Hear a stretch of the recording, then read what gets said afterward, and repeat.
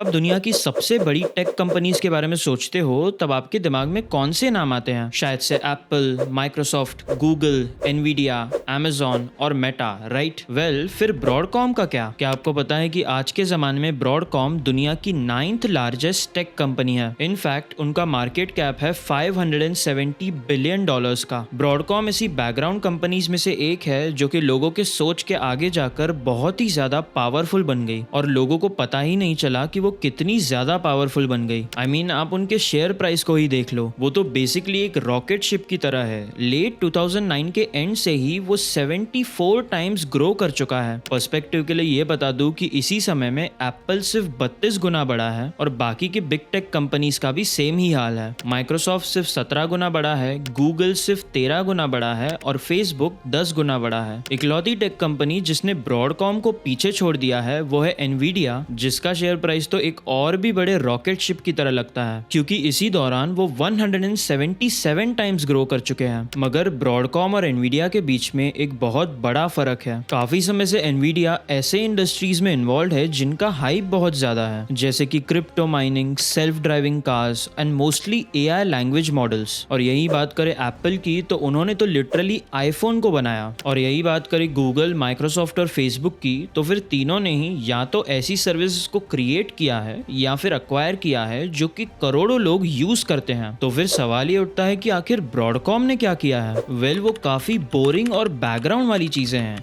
इसीलिए वो दुनिया की टॉप 10 टेक कंपनीज में आ गए, फिर भी जनरल पब्लिक को पता ही नहीं चला। लेकिन इसका मतलब ये नहीं है कि आपको ब्रॉडकॉम को लाइटली लेना चाहिए। ब्रॉडकॉम का कहना है कि दुनिया का 99% इंटरनेट ट्रैफिक एटलीस्ट एक ब्रॉडकॉम चिप से होते हुए जाता है और उस पॉइंट तक पहुंचने के लिए उन्होंने बहुत ज्यादा फेलियर्स भी देखे हैं। इनफैक्ट रिसेंटली ही उन्होंने VMware का एक्विजिशन कंप्लीट किया $69 बिलियन में, जो कि टेक्नोलॉजी के दुनिया के सबसे कंट्रोवर्शियल एक्विजिशंस में से एक रहा है। तो फिर आखिर ब्रॉडकॉम इतनी बड़ी कंपनी कैसे बनी और जो टेक्नोलॉजी में लोग हैं उन्हें ब्रॉडकॉम की इतनी चिंता क्यों है? पीछे मुड़ के देखे तो ब्रॉडकॉम शुरुआत से ही टेक इंडस्ट्री में सबको सरप्राइज करते आ रहा है, 1961 से ही। इसके सबसे मेन रीजंस में से एक ये है कि ब्रॉडकॉम कभी भी ऐसा एक हम्बल स्टार्टअप नहीं था जिसे कंज्यूमर्स पसंद करते हो, बल्कि वो परछाइयों में ही शुरू हुए थे और परछाइयों में ही रह गए। देखो, ब्रॉडकॉम की शुरुआत HP के अंदर एक डिवीजन की तरह हुई थी 1961 में, जिसका नाम था HP एसोसिएट्स। देखो, टेक्नोलॉजी की दुनिया में तो 1961 स्टोन एज के जमाने की तरह है, लेकिन इस पॉइंट पर आते आते HP ने मार्केट में ऑलरेडी अपना नाम बना लिया था, क्योंकि वो 1939 से बिजनेस कर रहे थे। वो जाने जाते थे कटिंग एज ऑडियो ऑसिलेटर्स और रेडार टेक्नोलॉजी के लिए, जिसका इस्तेमाल डिज्नी और यहाँ तक कि US मिलिट्री ने भी किया था वर्ल्ड वॉर 2 में। इसीलिए ब्रॉडकॉम यानी कि HP एसोसिएट्स को काफी रिसोर्सेज की मदद के साथ लॉन्च किया गया था, लेकिन पहले के 30 सालों तक तो आपको पता भी नहीं होता कि वो एग्जिस्ट करते हैं। इनफैक्ट ब्रॉडकॉम का जो कॉर्पोरेट हिस्ट्री का पेज है वो भी अपने पहले के 30 सालों को सिर्फ कुछ ही बुलेट पॉइंट्स में डिस्क्राइब करता है, जो कि मेनली उनके 3 इन्वेंशंस के बारे में है। इसमें से पहली इन्वेंशन थी गैलियम आर्सेनाइड फॉस्फाइड LEDs की। ये वही LEDs है जो कि आप ट्रैफिक लाइट्स और बड़े वाले LED साइंस पर देखते हो। उनकी दूसरी इन्वेंशन भी LEDs के ही अराउंड थी। उन्होंने ही दुनिया के पहले commercially available LED dot matrix displace को बनाया था। और लास्ट में 1970s पर आए तो उन्होंने पहले फाइबर ऑप्टिक ट्रांसमिटर्स और रिसीवर्स को इन्वेंट किया था। इन 3 इन्वेंशंस की वजह से उन्हें बिहाइंड द सीन्स काफी बिजनेस मिला, स्पेशली HP के ब्रांड इमेज की वजह से। लेकिन उन चीजों ने आज के ब्रॉडकॉम को नहीं बनाया है। उसके लिए हमें फास्ट फॉरवर्ड करना पड़ेगा अर्ली 1990s तक, इंटरनेट के शुरुआती दिनों पर। देखो, शुरुआती दिनों में जब सारे VCs और एंटरप्रेन्योर्स इंटरनेट के स्पेस में कुछ बड़ा करने के लिए घुस रहे थे, तब UCLA के अंदर एक स्टूडेंट और प्रोफेसर की जोड़ी, जिनका नाम है हेनरी सैमुएली और हेनरी निकोलस, उन्होंने डिसाइड किया कि वो गोल्ड रश के समय पर शवल्स को बेचेंगे। आइए जानते हैं कैसे। उन्होंने ये सोचा कि इंटरनेट अगर एक्चुअली में अगली बड़ी चीज होने वाली है तो सभी को डेफिनेटली इंटरनेट पर कनेक्ट करने के लिए और नेटवर्क का एक्सेस लेने के लिए कोई तो रास्ता जरूर चाहिए ही होगा। और इन दोनों ने एग्जैक्टली इसी चीज का समाधान निकाला। साथ में मिलकर इन दोनों ने 1991 में एक छोटी सी प्राइवेट कंपनी शुरू की जिसका नाम था ब्रॉडकॉम। और ये दोनों इंटीग्रेटेड सर्किट्स को डेवलप करने लगे, जिसकी वजह से इंटरनेट बन पाया है। अगर आपने कभी ये सोचा है कि आखिर टीवी लाइंस के थ्रू इंटरनेट कनेक्शन कैसे मिल पाता है, तो फिर आपको इन्हें थैंक यू बोलना चाहिए। और इनकी तो HP एसोसिएट्स की तरह ना तो कोई रेपुटेशन थी ना कि कोई कनेक्शंस। इनके लिए इनकी इन्वेंशन की क्वालिटी ही सारी बातें कर रही थी। इनके पहले के कुछ कस्टमर्स थे Time Warner, Rockwell International, Analog Devices और यहाँ तक कि यूएस एयरफोर्स भी। सिर्फ इन्हीं कस्टमर्स की वजह से ब्रॉडकॉम का एनुअल रेवेन्यू $5 मिलियन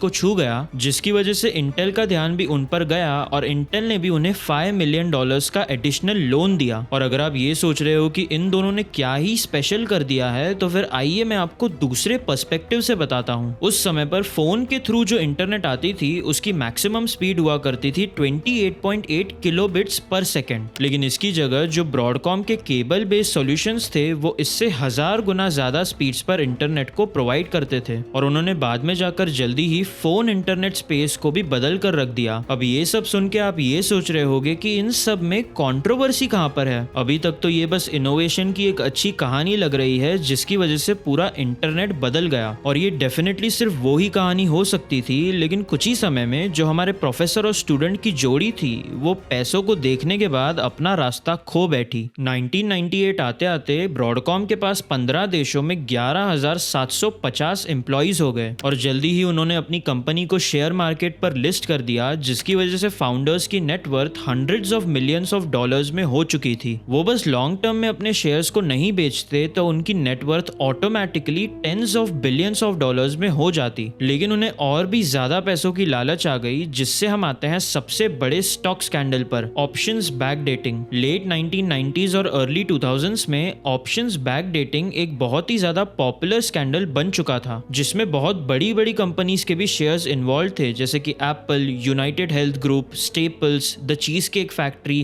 केबी होम्स, मॉन्स्टर और ऑफ कोर्स ब्रॉडकॉम। अब आप पूछ रहे होगे कि ये स्कैंडल काम कैसे करता है। वेल, ये बस एक गलत अकाउंटिंग रूल की वजह से काम करता है जो कि 1972 में लागू किया गया था। ये रूल ये कहता था कि कंपनीज को अपने एग्जीक्यूटिव्स की कॉम्पेंसेशन को डिस्क्लोज करने की जरूरत नहीं है अगर वो कॉम्पेंसेशन वो शेयर्स के फॉर्म में दे रहे हैं तो। अब ये रूल आने के पहले के 25 साल में तो ये इतनी बड़ी प्रॉब्लम नहीं थी, क्योंकि वो टाइम पर स्टॉक ऑप्शंस देना काफी रेयर था। लेकिन ये सब कुछ .com कंपनीज के राइज के साथ बदल गया। अचानक से रातों रात लोग स्टॉक कॉम्पेंसेशंस की वजह से बिलियनर बन रहे थे, तो naturally stock compensation cash compensation के मुकाबले ज्यादा पसंदीदार बन रही थी और जल्दी ही एग्जीक्यूटिव्स को इसके कानून में एक लूप होल दिख गया। अब देखो, क्योंकि कंपनीज को स्टॉक ऑप्शंस ग्रांट करने के समय अपने इन्वेस्टर्स को बताने की जरूरत नहीं थी जब उन्होंने ग्रांट किया है, तो इसीलिए ये पूरा सिस्टम भरोसे पर चल रहा था। ये सब कुछ कंपनी के एग्जीक्यूटिव्स के ऊपर था कि वो ऑनेस्टली बताएं कि उन्हें कितना स्टॉक ऑप्शंस मिला था और कब मिला था। बट काफी टेक एग्जीक्यूटिव्स एग्जैक्टली ईमानदार तो नहीं थे। बेसिकली वो लोग अपने एग्जीक्यूटिव दोस्तों के साथ मिलकर झूठा पेपर वर्क बनाते थे, जिससे ऐसे लगे कि उन्हें बहुत सारे स्टॉक ग्रांट्स मिले थे 5 साल पहले जब स्टॉक की प्राइस 50 गुना कम थी। और ये अब इन्वेस्टर्स के ऊपर था कि उन्हें स्टॉक डाइल्यूशन के फॉर्म में इतने ज्यादा कॉम्पेंसेशन को उन्हें देना पड़ता था। इस चीज की वजह से इन्वेस्टर्स को $10 बिलियन